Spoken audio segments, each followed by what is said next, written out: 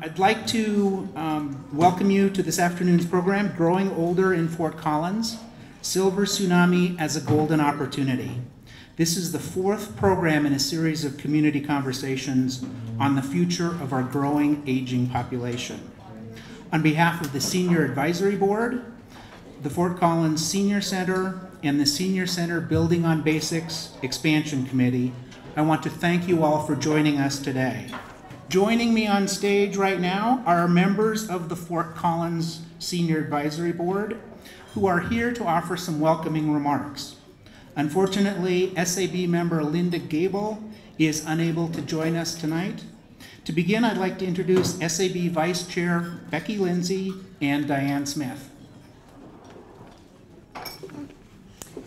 The Senior Advisory Board convened this series of events last November in order to raise awareness of our growing aging population and help guide our work on behalf of seniors. Tonight, you will hear some of the findings from the first three programs in our series of community conversations. We have heard from officials and community leaders as well as experts on demography and healthy aging, and even better, we've heard from you. We are thrilled at the community's response and by the ideas and visions you have given us. This is indeed a golden opportunity. And I would like to present SAB member Al Van Ice, who's also on the senior board, the Senior Center Board. Thank you, Diane. As this series winds down, we want to pause and extend a sincere thanks to those who have supported the series and helped make it so successful. Thanks to Fort Collins Mayor Karen Whitekanot, Council Member Ben Manville, and City Manager Darren Atterbury, all of whom have participated in the program. And thanks to Representative Randy Fisher and Senators Udall and Bennett for attending these events or sending a representative. And special thanks to the Coloradian and its reporters Kathleen Duff, Kevin Dugan, and Sarah Jane Kyle, who covered the series. We appreciated the paper stories in advance of the events and especially the editorial endorsement of our community conversation concept. And now SAB members Angela Condit and Palmer Withrow. This series would not have been possible without the support of three very important sponsors. Thanks to our sponsor, the Community Foundation of Northern Colorado. Thanks to our sponsor, the Fort Collins Senior Center Expansion Committee. And finally, thanks to our sponsor and partner, CSU Center for Public Deliberation. If you have attended any of our prior events in this series, you know how important Martin Carcason, did I get that right? Okay. And his students have been to our program. We truly appreciate the efforts of Martin, Lee Sprain, and their students. Thank you. In addition to Martin, we want to thank two other people whose tireless work has been essential to the success of the series. Maggie Dennis, consultant at Story Forge, and Barbara Schoenberger, Recreation Supervisor at the Senior Center. And finally, we'd like to introduce from the SAB Secretary Cherry Thornton and incoming Chair Ed Jakubakis. While we report the findings and conclude this series, we're delighted to tell you that this is not the end of the process, but the beginning. Your input and suggestions are already being considered as we begin to plan for and design the expansion of this facility, the Fort Collins Senior Center. And as you will hear tonight, the Senior Advisory Board is excited to have the Larimer County Office on Aging and the Foundation on Aging of Larimer County join us to carry forward with important work based on your views. We look forward to and welcome your participation in our continuing effort to make Fort Collins a great place for seniors to live, to work, play, learn, retire, and contribute. In a sense, it's not just about seniors, it's about the quality of our wonderful community. Whether we work on transportation, education, or health, in helping seniors, we help the whole community. Thank you so much for joining us tonight. Back to Wade. Now I'd like to invite Martine Carcassonne to join us on the stage and give us a final report on what we've learned from the community during this process. Martine? Thank you, Wade. And once again, thank you to everyone who's made time out of their day to come and join us once again for this event.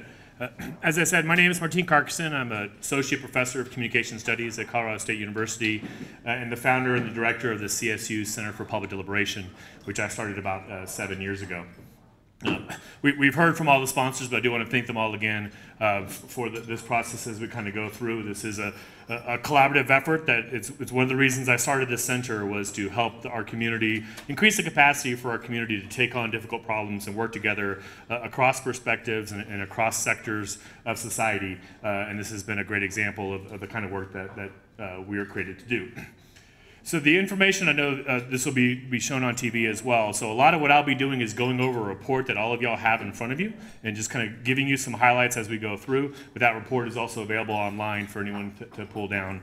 And there's a lot of links in the report to additional information. I think I haven't got a chance to compile all the information on one document yet, but it's probably getting up there about 300 or 400 pages right now. But all that's available online, all the different comments that we've received from all the 3 different events and from RSVP questions that we've asked, something like that. So a lot of information that hopefully will be utilized as we go forward in the next couple years. So what I'll be talking about today, basically kind of a quick introduction overview to the project and focus primarily on a summary of the 3 events that we've held thus far as we're going through. I know many of y'all joined us for those. And then talk a little bit about the next steps as we go on, that we have decided to go on for a second year on this project and to add some partners to us, as you already heard. So a brief note on the notion of a silver tsunami, as some of y'all have heard me talk about a little bit, but what brought us together initially is the basic demographic information about what was coming down. And one of the points that we heard at our first meeting from the state demographer was this rather startling statistic, that the number of Larimer County residents who are 65 and older will increase 141% in the next 20 years. So every person over 65 we have right now will have almost another person and a half in 20 years. And that's going to significantly change the way that our community needs to work in certain ways. And that's why we started this project, like you heard before, to increase awareness and to improve and really expand the conversation about what kind of community do we want to create and what steps do we need to take to create that community, and really in some ways to maintain that community. Obviously, Forest Collins gets awards for being a great place to retire. We want to keep that. We want to build on that. So we are in some ways starting from a position of strength. The silver tsunami is not a Larimer County or Colorado thing. It's a worldwide thing. One of the main reasons for it is the baby boomer generation, those born from 46 to 64, the red line here, basically had lots of babies, and those are all retiring now. But you also have improved medical facilities that people are living longer. And like I mentioned, Colorado is a very nice place to retire, so we get more than our share of people retiring and moving here.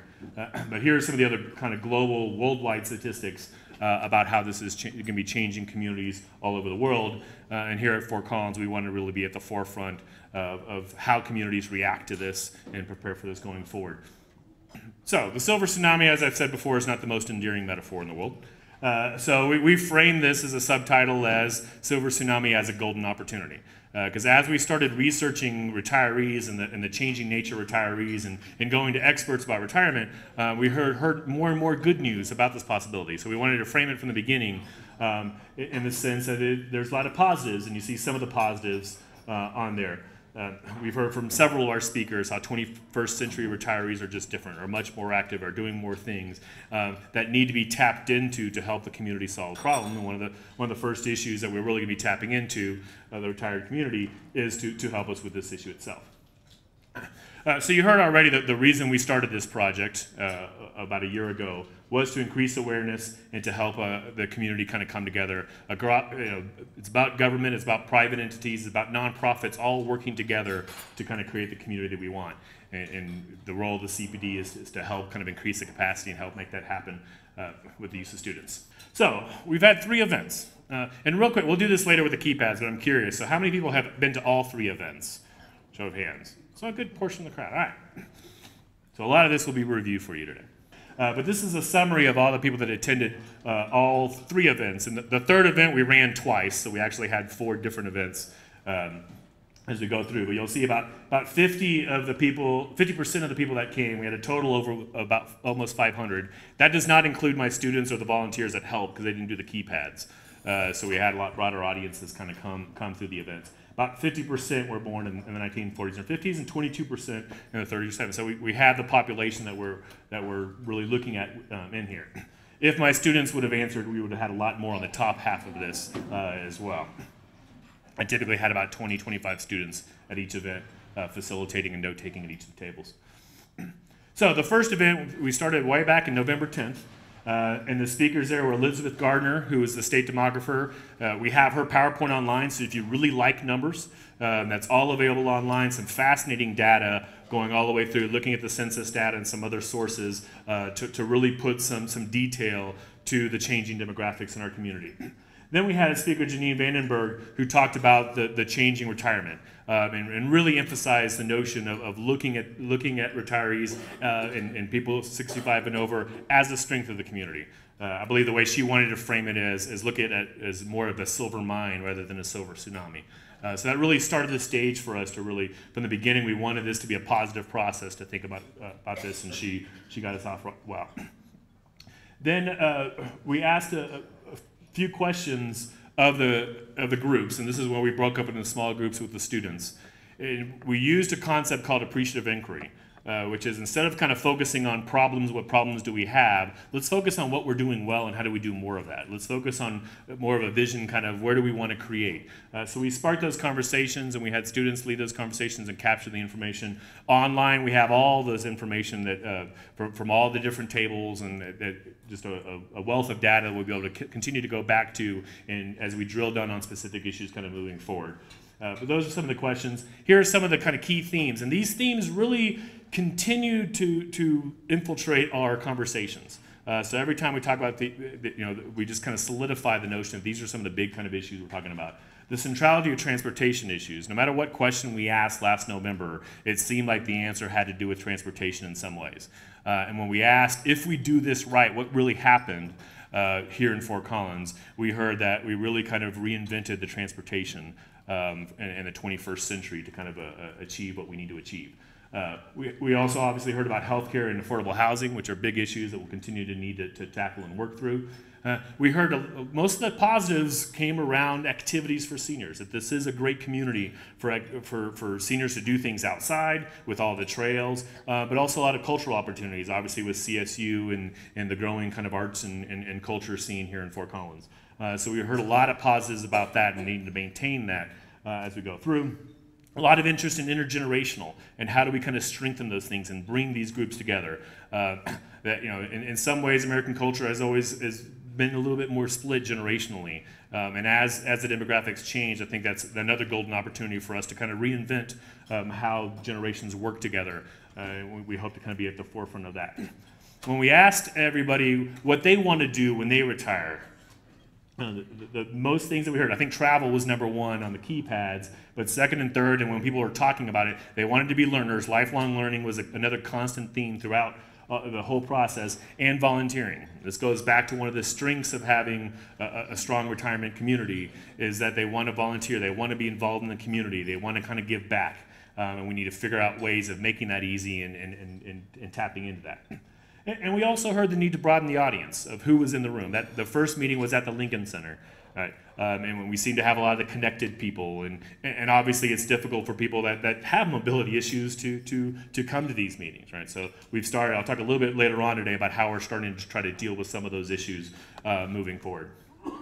So for each, I won't walk through all this stuff, but the report you'll see has links to all the other information we have online, right? So the report's about a 19-page report, touches on some highlights, but a lot more data, depending on what you're interested in, including some videos of some of the presenters, some of the raw data, and more specific information. So that's some of the additional information that we have on the November 11th event.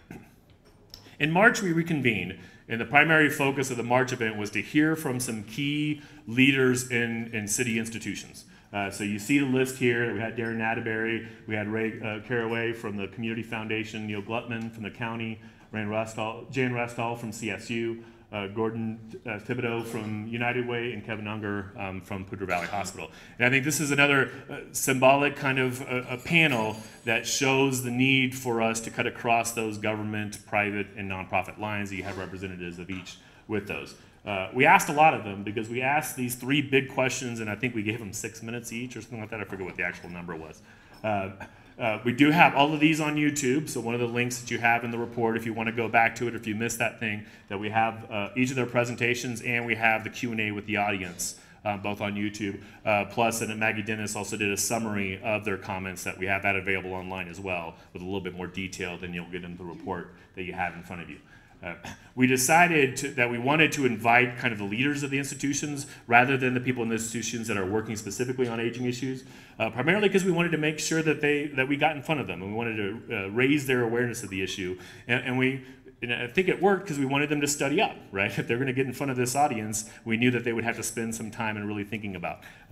So obviously some had more information than others about what their institution is doing, but I do think we achieved what we wanted to do, which is start putting this issue a little bit more front and center as we move forward. One of the highlights of that, for at least me, was one of my students, Karina Mullen, who's a graphic facilitation artist, and he was over here on the side kind of capturing it as artist rendering, which captures kind of the summary that I made of the November event and the panelist discussions as they went through. At the end of that meeting, we had small group discussions again, focused on 3 issues: a response to the panelists, a response to my report of the November meeting, and then starting to talk about next steps. And again, you have a lot more information in your report about some of the things that we heard. A lot of it goes back to those same things, the importance of transportation. We also heard more and more about the need to continue the conversation, the need to expand the conversation, and then from many of you, the need to move to action. That tension in my work between talk and action is always interesting in a sense. And one of the points that I'll make later on is we need to move slow to be able to move fast and do it right. But part of what we're certainly doing with this focus for the second year is to start drilling down a little bit more so we can think more about specific actions that might be moving forward. One of the things that we did during that meeting is we passed out surveys asking, we wanted to get a better sense of who's doing what out there. Obviously, the Senior Center is a hub for this kind of information. They have a lot of great documents about all the different services out there for seniors. But we wanted to double check that. So we passed out handouts with all these kind of categories and asked people, hey, jot down who's doing what in there. And that's another report that we have online, just a whole bunch of data, a whole bunch of organizations, institutions that are doing work in all these different areas. So another useful document that we developed through this that we'll be able to use. The other question that we actually asked this series of questions at both the November and the March event, but pulling from the KASOA report that the Larimer County Office on Aging did. They did a huge survey to about almost 1,300 people asking about Fort Collins' readiness for these issues. So we asked the same kind of question with the keypads, and these are the combined answers, the combined score in a sense from both the November and the March meetings where you see people. So once again, productive activities got the highest grade, that people feel that yes, we have lots of things for seniors to do here, right? So that is a strength that we can continue on. Overall quality of community is pretty high as well. Health and wellness, people feel very good about the health and wellness, except obviously for the affordability, right? So the quality of health in the hospital and things like that, but obviously for some people that's not always in reach. Towards the bottom, we have a little bit more problems, especially with community design and land use, which will tap into some of the transportation issues. We're a typical Western city that's very car-centric, and that's one of the things that we'll be taking on in the next year to see how we might be able to kind of think more broadly about some of those issues. So last, these are the information that we have available online from that second meeting. So again, we have the summary of the panelists, we have a video of the speakers. We gathered lots of Q&A of the speakers. We only had time during the event to answer a few of those. But we collected the rest of them, we typed them all up, and we sent them to all the panelists. And I think most of the panelists have sent those back now. I believe we have 2 or 3 copies of that document at each table, so you can look through at how some of those panelists have answered additional questions that we didn't have time during the event. And I believe we passed on all the questions that we received. You also have the data from the Keypad process that we had there, and all the information of who's doing the work. And also kind of mentioned that community assessment survey for older adults report done by the Larimer County Office on Aging, which is also a very, very interesting document focused on our community about some of these issues that we pulled from. And then last, we joined together again in April for 2 events. We held one at night and one in the morning. It was the same event, we just wanted to offer it twice. but so a little bit easier for people to kind of get here. This last event focused particularly on the role of the Senior Center, this facility. This facility obviously is one of the jewels of Fort Collins. It's won many awards and accreditation nationally for a senior center, and it was really kind of a pioneer in this work. So it is something to be very proud of. One of the things that we've heard throughout this process was the need to get the word out more about the Senior Center, that not enough people know about it. So hopefully one of the things that we're doing tonight is to continue to spread that word. So these are the speakers that started us off. Nancy Luttrop was one of the people that was really critical in starting the Senior Center and served as the first director. And then Barbara Schoenberger came, and she's the current supervisor that spoke a little bit specifically about the expansion. And obviously the expansion committee has been a key partner in this, helping us run all these things. The expansion is starting. As many of you know, there's a pot of money already from the city that's ready to go for the expansion. They're fundraising to get more. They've got some land available. So really what sparked this process from the beginning is what kind of senior center do we want to create to be able to address some of the changing demographics and the changing ways that retirees are retiring. So we took this chance to really gather a lot of information from the community, but ideas about the Senior Center. So we ran two big processes. The first, and I know this is pretty small text, it's page 11 and 12 in your report if you want to look on, but we came up with 9 functions of senior centers. And we went through a Keypad process to have people really think through how that works and how the Senior Center was doing with each of these. So some of these, the first one, which was ranked the most important when we asked, was a range of services, of providing those services. But it's also as a community hub, as going out to the community and providing access, going to festivals and going to other organizations to provide information about Senior Center, connecting to low income, and how do you get to the people that are more isolated and make sure that they're part of the community and they have a quality of life.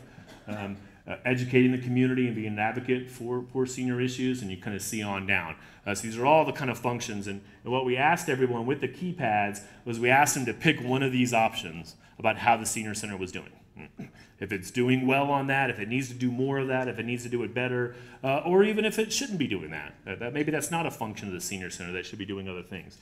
So in your report, you have a little bit more detail. We have a full report with all the data online. In the report that you have in front of you, I think you have some summary of how people answered some of those questions and some of the highlights. But overall, one thing that clearly came out of that data was very few people thought the Senior Center should be doing less of anything, and most of them thought they should be doing a lot more of everything. So I think the expansion timing is pretty well, because there's a lot of things we want the Senior Center to do for us, and it's been doing a wonderful job in most cases. The other list that we had everyone react to was a list of kind of categories of the activities. These are the things that happen at the Senior Center, and we asked people to kind of rank those in importance and rank those in terms of what needs to improve and what should expand. And again, you have the data in your report about how kind of people responded to those. One quick thing, if you're not as familiar with the Senior Center, they average about 60 events or activities or classes a day, with over about 1,000 people coming through every single day doing things. And obviously with the expansion, they'll be able to do a lot more for that. The Senior Center is also for everyone ages 50 and above. It's not just for the older. And there's, I think, some programs that all ages can kind of participate in. And then the last part of the process, this was kind of the organized chaos, as I put it then. We spent about the last 45 minutes of our last time together doing a brainstorming process to really gain from the wisdom of the room some big ideas about the Senior Center as expansion and as it being kind of a key resource for our community to deal with these issues.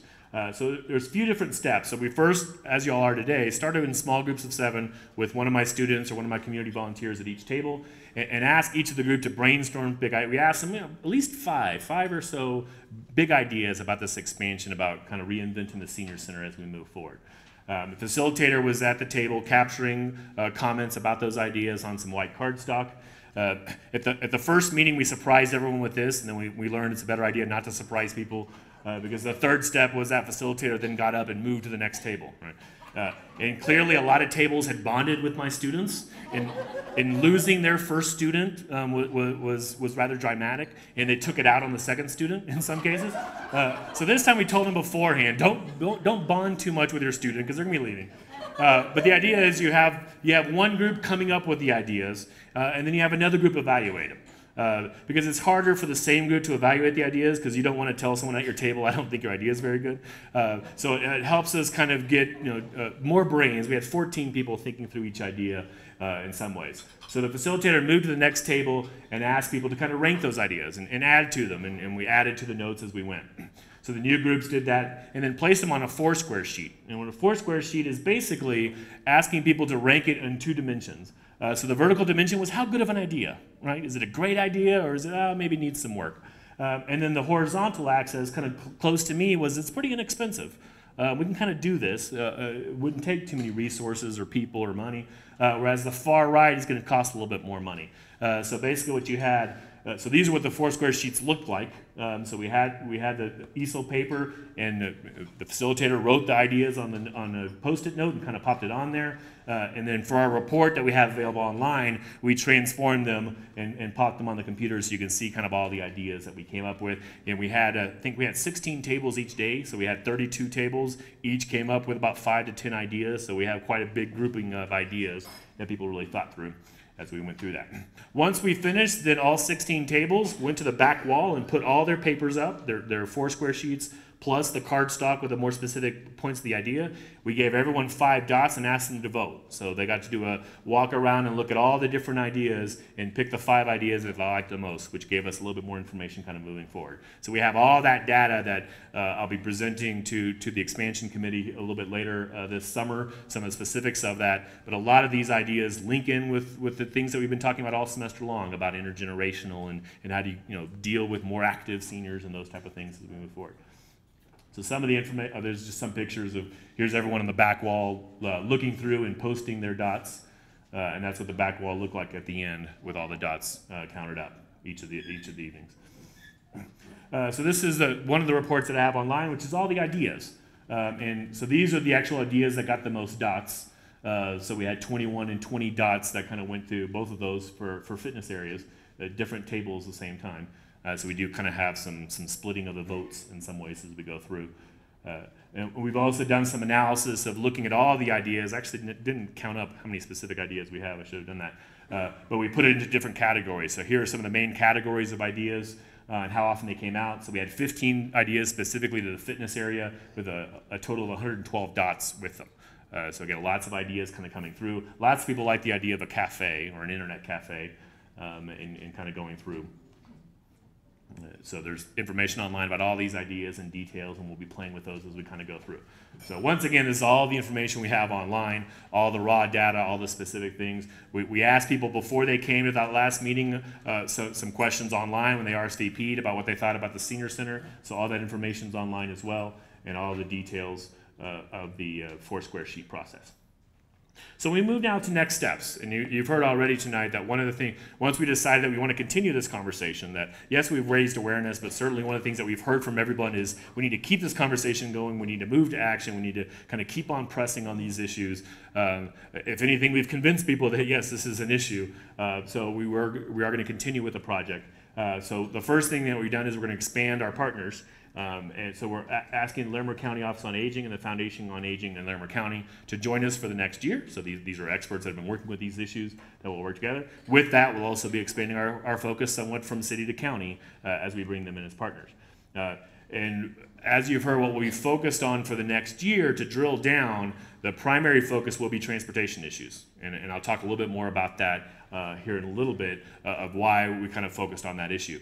A lot of the other themes that came out of that are connected to transportation in some important ways, and a lot of the other themes will be taken on by the Senior Advisory Board and the Senior Center because they're kind of incorporated with the work that they do. So we're not just doing transportation, but that's going to be the focus of the collaborative effort for the next year. Because one of the things that we heard was, it's too broad, you're doing too much, right? So we picked that issue as what really bubbled up at the top to focus on. So with that, I'm going to pass it back to Wade to introduce our next speakers, and then I'll be back a little bit because you'll know if I'm here, we're going to do some Keypad stuff. So we'll do that when we get back. Thank you very much, Martine. Martine will be returning later in the program to collect some data from you.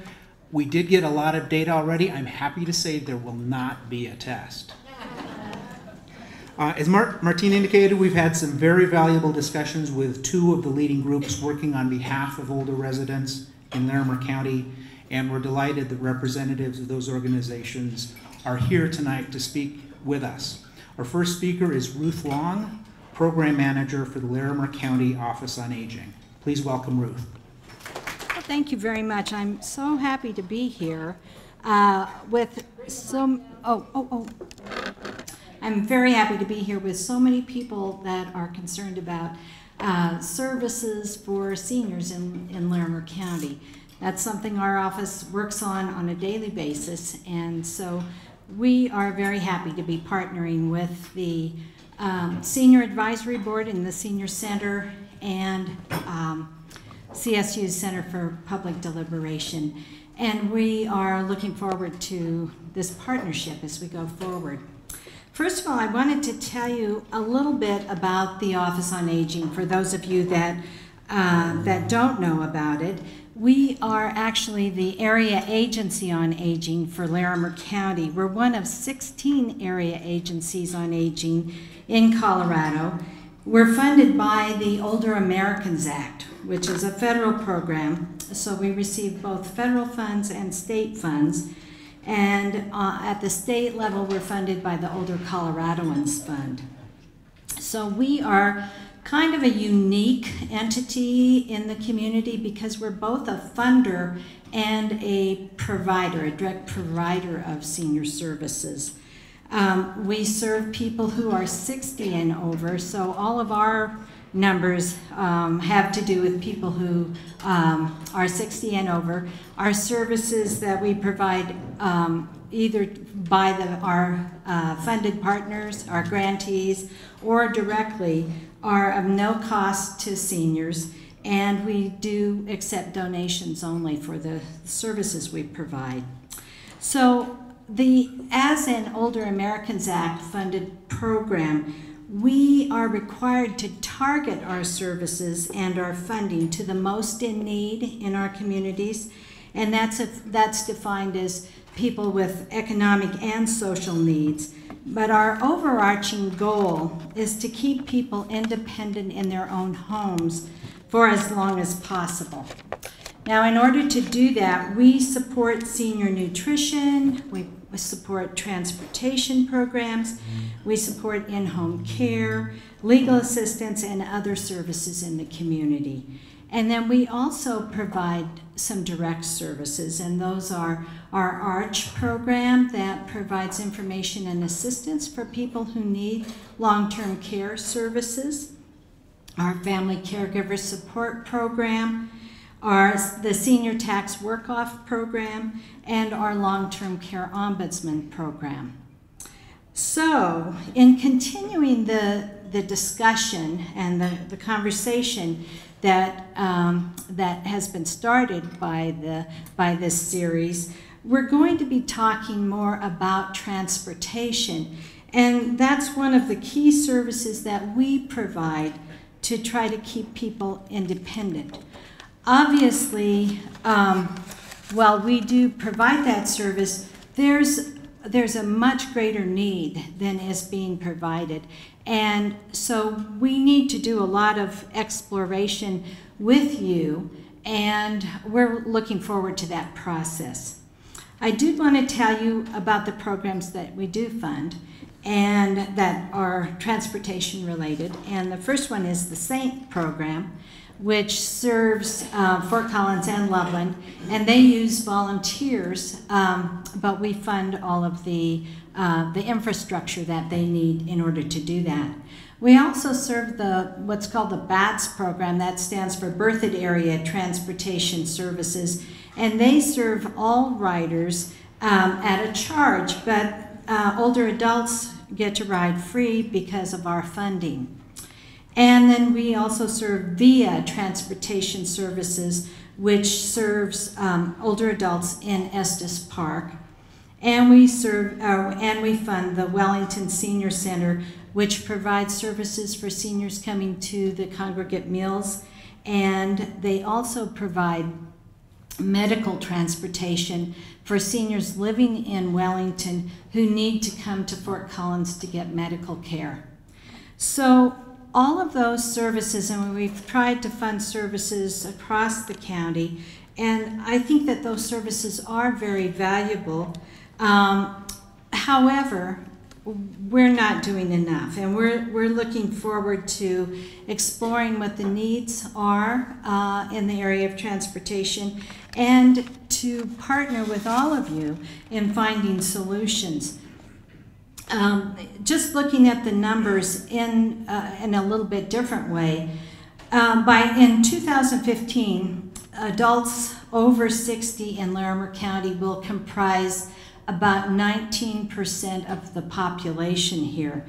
By 2040, 25% of the residents of Larimer County will be over 60. That's huge numbers, and I agree with the people who put the series together that if we don't start working with these issues now, when will we? So thank you very much for your interest, and I'm hoping that all of you will consider continuing to participate in these series as we go forward, and to participating in finding the solutions. Thanks.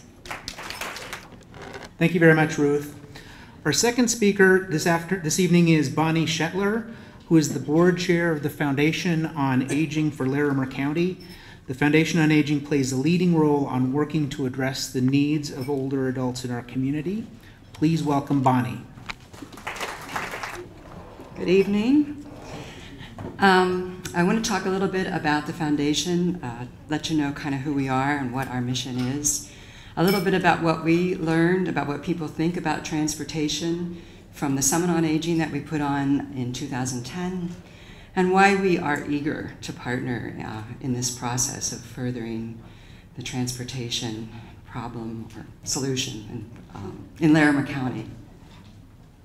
The Foundation on Aging was established in 1986 originally with funds provided through a bequest from Mildred Arnold, who was herself a senior and very concerned about the needs of low-income seniors in Larimer County. And since that time, for 26 years, the Foundation on Aging has tried to address those needs in a couple of ways. One is to support, promote, and even host at times awareness and educational events, hoping to educate residents enough to recognize the needs of those seniors and to act intelligently and responsibly on their behalf. The other program that's been ongoing for 26 years is an emergency grants program that we fund, and all our funds, by the way, come from a few grants, private donations, interest on the original investment, which is rapidly diminishing, as you can imagine. But we have an emergency grant program that provides individual grants for folks who get into an emergency situation for which they don't have the resources, nor are there other resources in the community that can help to address it, or there are resources, but by the time you make the application and get approved, you're already beyond what you needed to respond immediately. So we have a really rapid response to those requests. And that could be anything from an urgent repair on a house, a porch, a ramp. It could be an unexpected medical bill or a dental bill. It could be a need to move and not having funds to pay for the first month's rent. These are all one time, let's get this person out of trouble now so they can get on with their life. We also more recently set aside funds to provide medical transportation for folks who have no other way to get to a doctor, have set up an arrangement with Yellow Cab, who will do the transporting and bill us directly for that. A lot of the calls that we get, and I have to say Mary Schultz has been a long time director of that program, that we are able to refer them on to other services. So we do a major information referral process as well. And often when we do fund them, it is in collaboration with other agencies who can throw in a little bit, but not quite enough to meet the immediate needs. So we do a lot of collaborating with other nonprofits in the community. And we also provide grants to 4 other agencies to do the same thing, to provide those kinds of emergency services, to take some of the onus off of us to respond to all that need. About 5 years ago, we made a commitment as a board to work more closely with the Larimer County Office on Aging, that you just heard from, to try to address the problems of diminishing resources in the face of an increasing need among seniors. Both Ruth Long and Katie Mason, one of her staff people, sit on our board, and together we look for alternative solutions to some growing concerns about seniors. The biggest concern that we have as a board with this process is the people who are most in need of transportation probably didn't really show up because they don't have access to transportation, because they can't afford the transportation they do have access to, because they're too frail or isolated to even come if they did have that access. And that's a very difficult problem to solve in a forum like this. That we will always have folks who are most in need who don't have an active voice in addressing that need. And that's one of the things that the Foundation on Aging is particularly concerned about, that we provide that voice, especially for low-income seniors who typically just don't show up, can't show up when they have the opportunity to speak on their own behalf.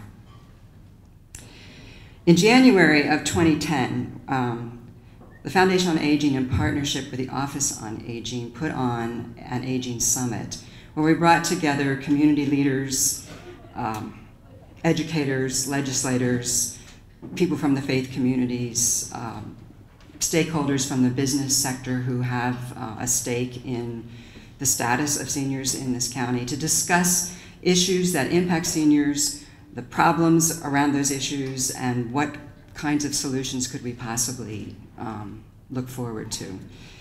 And I want to share with you, by the way, the 4 issues that we talked about were medical care, housing, support services, and transportation. And I want to share with you what we particularly learned from the group. During that day, we had speakers talk about the status of those issues in Larimer County and at large, but also then broke into interest groups by those categories to talk about what we see as the challenges and what we see as the opportunities.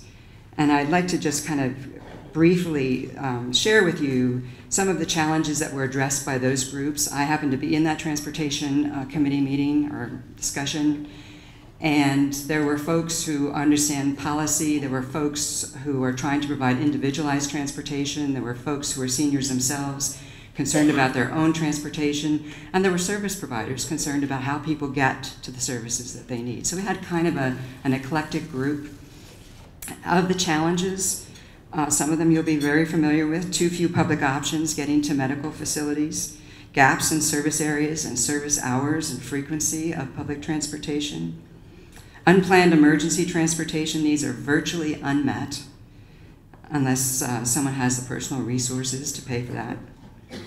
There's a bit of a stigma, especially in the West, as Martine mentioned, to even using public transportation. Those of you who've traveled to Europe or even third world countries, and certainly New York or San Francisco, it's the mode of choice for getting around, and for us, it's like the last resort. We have a cumbersome administrative reporting requirements for those agencies who are funded and trying to provide individualized transportation. And not only are they cumbersome and complicated for the provider, but even for the consumer, there are limits on who can use those services and under what conditions they can use them. So it's not the most conducive to private or nonprofit entities stepping up and really providing that kind of service, those individualized transportation needs. We lack a reasonable regional transportation system that includes not just Larimer County, but Greeley and Longmont and Denver, where many seniors need to go to get special medical care. Some neighborhoods are entirely disconnected to the public transportation system, and many people just don't know how to use the transportation system. That many more might use it, but are kind of daunted by getting from A to C and having to transfer at B, and not sure they could figure it all out, so they just don't even bother to try. The opportunities that were discussed out of those challenges We're somehow to change the culture around using transportation so that it is a means of choice rather than the last resort. If the city were hauling an average of 30 tushes per bus rather than what looks like 5 or 6, they actually might get some more money out of the deal and be willing to be a little more flexible in their routes and hours of service. They also would get more direct feedback and demand for particular routes and services. And ridership begets ridership. You know, if it's good enough for my neighbor, I'm willing to try it. If it's not good enough for my neighbor, I probably wouldn't be caught dead on that bus. We need to recruit more volunteers to help provide not just individualized transportation, as Saint, for example, does, but also to promote and plan for a better public system. We need activists, and we need a lot of them. We need activists marching down College Avenue with signs, letting folks know we do have a problem. Most of us are out there driving our cars and have no clue that public transportation is a problem. We don't need it, or we don't even think about it. And so we need folks to raise that awareness to some kind of critical level to promote some action around that. We need a better coordination of services across jurisdictions to provide seamless service across transportation regions. We need to streamline the administrative reporting requirements for providers. We need to increase partnerships between facilities, especially the medical facilities, and those places where seniors live, like nursing homes, independent living facilities, even communities that have preponderance of seniors. We need to develop planned neighborhoods that naturally accommodate the needs of their senior residents, and not just the ones who move in like me now, who can still ride a bike, walk, drive, but me 30 years from now. It's a travesty when people have to leave their community where they had hoped to age in place just because at 80, when they no longer drive, can't see very well, can't get to where they need to go, who could otherwise live very well in that community and in that neighborhood that's comfortable to them. Dial-a-ride should change to something that's universal to everyone. Everyone should be eligible for dial-a-ride. Some people might have to pay more than others, but it's a great service. We all should have access to it if we need it. We need to identify new and perhaps non-traditional funding sources dedicated to the improvement of transportation. And we need to support and promote alternatives to mechanized transportation, especially in a community like ours when so many seniors do bike, do walk. We need to think not just about adding that bike lane on Remington, but what do we need to do so that a senior who's not a college student, but a little more cautious, is comfortable using those lanes, who's comfortable biking to the pharmacy, biking to the grocery store, rather than just biking for recreation and exercise. And we need to think out of the box about transportation. I'm sure many of you have heard Gary Thomas talk about that. He's got a lot of good ideas. But one of the ones I heard recently, I saw Meals on Wheels is trying to develop a program where meals will be delivered by bike using a child carrier in the back. And in doing that, they're hoping to attract a lot of younger folks to volunteer. That's a great idea. I mean, who would have thought? It's economically cost-effective, it's environmentally friendly, and it encourages young people to get involved. And I truly believe that the more exposure that the younger generations have to the plight, especially of isolated, low-income, frail seniors, the more likely it is that we as a community will naturally and intelligently incorporate the needs of seniors into our transportation policy and our plans for the future.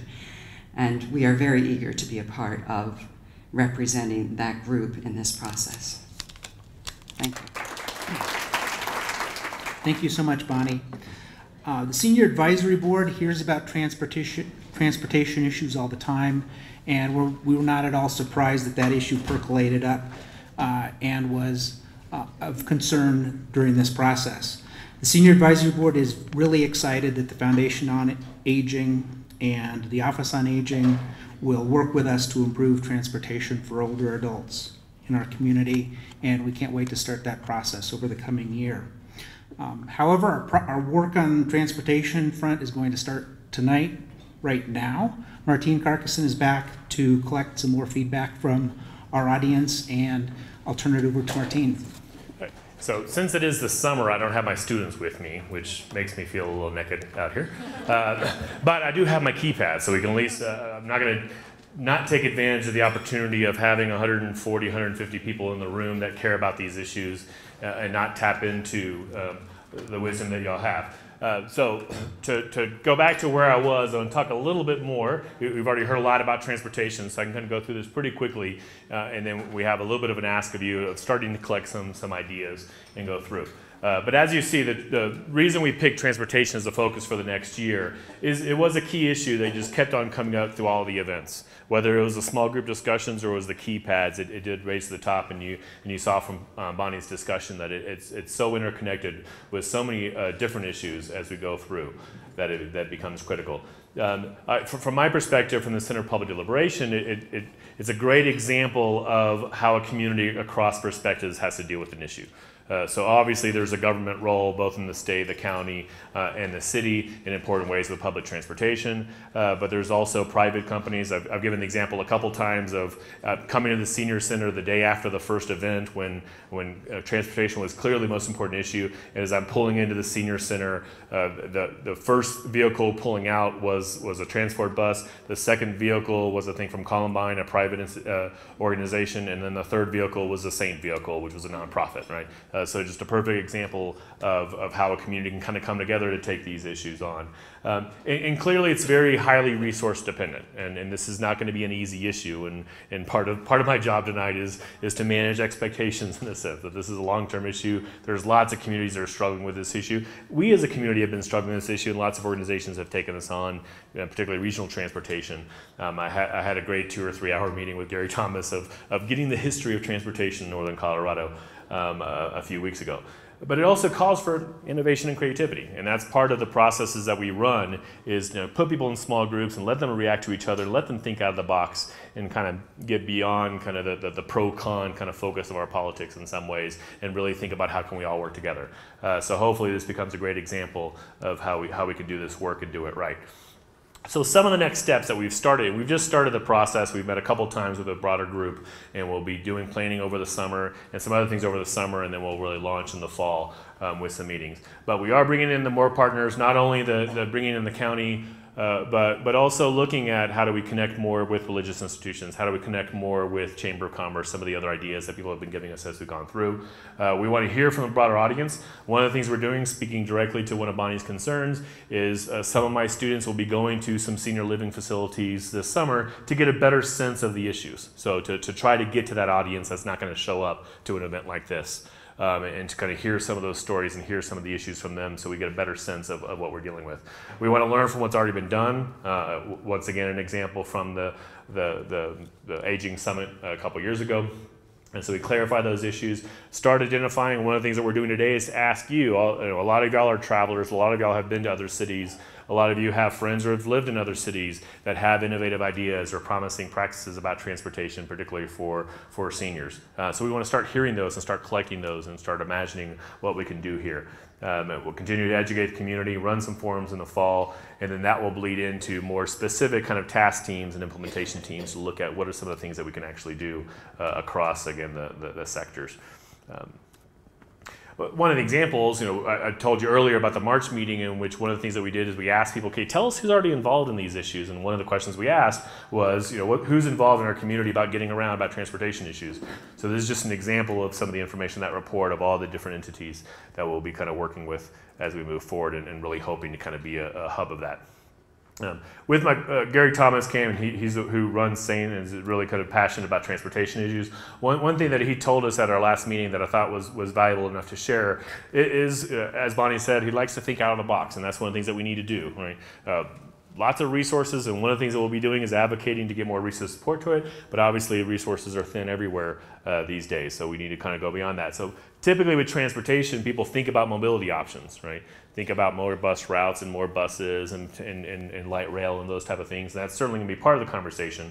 And walkability, but then we also have to think about delivery. As we get to the point that 25% of our population is over 65, the way business is done is going to change in certain ways, and we're going to get more and more businesses that are going to deliver their services, whether that's virtual through the internet, or whether that's having satellite offices or going back to more home visits and those type of things. So that'll be part of the process that we go through, is how do we think broadly about delivery. We already have grocery stores that deliver and pharmacies that deliver and physicians that are starting to visit more places, but how do we even expand that in certain ways? Also have to think about living arrangements, right? In the sense of having more transit-oriented development or having those services, having more shuttles. I work a lot, obviously, with student issues and been working on a student housing project with the city for the past year. A lot of big apartment complexes all have their own shuttles, just like a lot of the senior living facilities, and that's going to be something that we're going to see more and more to provide people more of those options. And the other key part that we talked about is information. We heard from Bonnie that there's services that are here that people don't take advantage of because they don't understand them or they don't know they're there. One of the other projects we're working on is this little stadium issue. And one of the interesting things is, you wouldn't believe how many times it's been suggested that, oh, we should have a bus that takes students to Hughes, right? Well, we do have a bus, right? But evidently lots of people don't know about that, right? So that's kind of one of the other examples, is make sure there's awareness of option, and I think Bonnie just added kind of comfort with those options, right? How do we get people comfortable with using some of those options that are there if they don't feel comfortable? So that's some of the stuff to kind of get the juices flowing a little bit. So now, if you grab one of the little keypads in the middle of your table, normally I have my students at each table to answer questions, but keypads are very simple. All you're doing is pushing a button as you go through. And you'll see on the very top of this, it kind of collects the responses as we go. So first, we're just kind of, what's your connection? You know, what brought you here today? We got some options. We won't capture all the other options, but you can pick more than one that apply.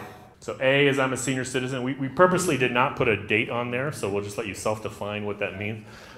We've learned our lesson there. B is you're a senior service provider. C is you're a family caretaker, that you're dealing with these issues at home. D, an elected official, board member. F, community leader. G, just a concerned citizen. And H, if there's something that we don't have on that list that we can hear from. Now, you can vote more than once on this one. So we got 12 others. If you're comfortable, what do we miss? What are some of the other categories out there? Researchers, okay. So you saw we reported who's coming to all these events earlier. We need to do that one more time. So what decade were you born? So that's pretty typical of what we've been getting, right? Concentrated there in the 40s and 50s. So here we want to see which one of these have you attended. I asked earlier, we had quite a few people in the room have been all three. So again, you can pick multiple choices. So you've been in all three, press A, B, and C. Or which of the previous programs have you attended?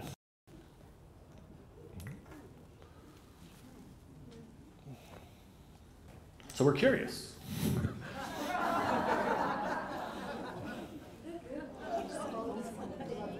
I'm hoping someone picks 7, but... What happens if you make a mistake? So what is the other? Huh? Hitchhiked? Okay. All right, so now what we're going to do, from some of the information from the Aging Summit and just from the information we've got, we haven't drilled down on transportation yet, but we've heard a lot with transportation as people are answering other questions. So we're going to ask you some questions in a minute, kind of responding to some of the things that we've been hearing. But we first want to kind of hear from you unfiltered, right? We don't want you just to react to our information. We want, so if you look on the green sheets, if I can borrow yours for just a second, on the green sheets are the surveys. The two questions on the first side, right under transportation issues. One is, what do you think are the most pressing transportation issues facing our community? And the second is providing examples of innovative ideas. We're going to give you maybe 3 or 4 minutes just to jot down some stuff there, because we want to kind of, before we give you ideas, we want to hear ideas from you. So whether that's transportation issues you're facing, or transportation issues, friends or people that are using your service and things like that. We just want to get a better sense of the room of what are we facing out there. Okay, so what we're going to do now is we've got about, I think, 4 more slides, but we're going to ask a few. These are categories that we've been hearing from the small group discussions and from the online information and from surveys, and also pulling from some of the information from the Summit on Aging. So for this first one, you'll get to pick 3. So of these issues, which are the 3 that you see kind of as most important? So this first question is, what do you think are the most pressing transportation issues facing our community locally? And here again, you can pick 3. You can pick your top 3. Yeah, you're back to the keypad here, and I'll get out of the way. So A is gaps in public transportation service areas, so there's just not enough bus routes. B, gaps in public transportation service hours, so it's too limited on evenings and weekends. C is too few public transportation options, beyond a bus. D, lack of affordable options for unplanned trips and emergencies. We heard about that earlier. Lack of affordable options for door-to-door service. Lack of affordable service for disabled residents. Funding for agencies that define and limit who can use services and under what conditions. These are kind of some of the rules and requirements are overbearing. Neighborhoods that are unconnected to public transportation. And once again, we'll have the other category there. So if there's something that you wrote down that you don't see on there, we'll kind of pull some ideas from the crowd. So kind of votes across the board. The number one was on the bottom. So we've got 67 was the neighborhoods that are unconnected to public transportation. And again, we'll have all this data up pretty quickly if you want to look more closely at it. And then I think second was gaps in public transportation, not enough bus routes. So we got 9 others. So again, if you're willing to kind of call out, what's another big category? Yes, sir. Okay, so lack of awareness, right? Just lack of information out there about what the options are. Yes, ma'am? So just kind of comfort with getting out there, or? Okay, so more of a safety issue in a sense of the interaction between cars and bikes. Yes, sir. Okay, so competition kind of focusing a little bit more than collaboration, particularly with some of the private entities. Yep. Well, okay. Turf building. Okay, so a little bit too much turf building, okay? I'm trying to repeat stuff because I know not everyone can hear as the speakers. All right, so just mentioning that A and H are very much related as you're going through. So this next question now goes to the regional issues, sir. Is what do you think is the most pressing? And this one you just get to pick one. What do you think is the most pressing transportation issue facing our community regionally? So lack of affordable public transportation connecting cities along the Front Range, particularly getting to Denver for many. Lack of transportation services to medical facilities outside of Fort Collins. I know there is some discussion of a shuttle between the hospitals that's under development right now with some help from Columbine, I believe. Lack of regional transportation options on evenings and weekends.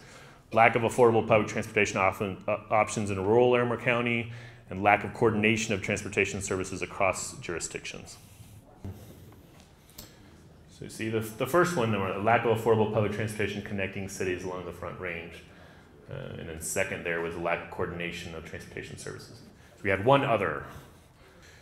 All right, one of the issues with cities kind of changing with the times is increasing walkability and making it so that you can live without a car, and transportation issues make it a little bit easier. So one of the questions is what do you think is a key barrier to safe pedestrian travel?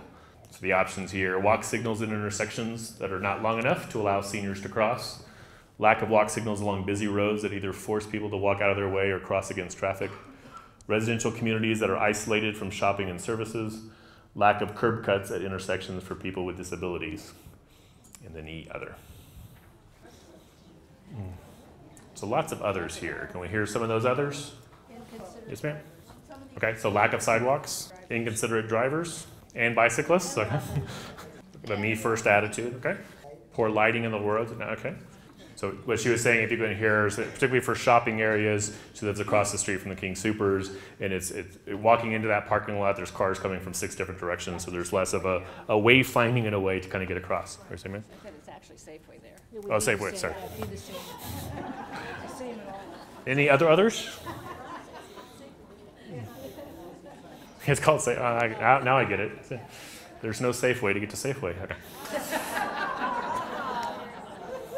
All right, so now somewhat the ask, the top of it's cut off, but if you flip your green to the other side, you'll have the text in front of you as well.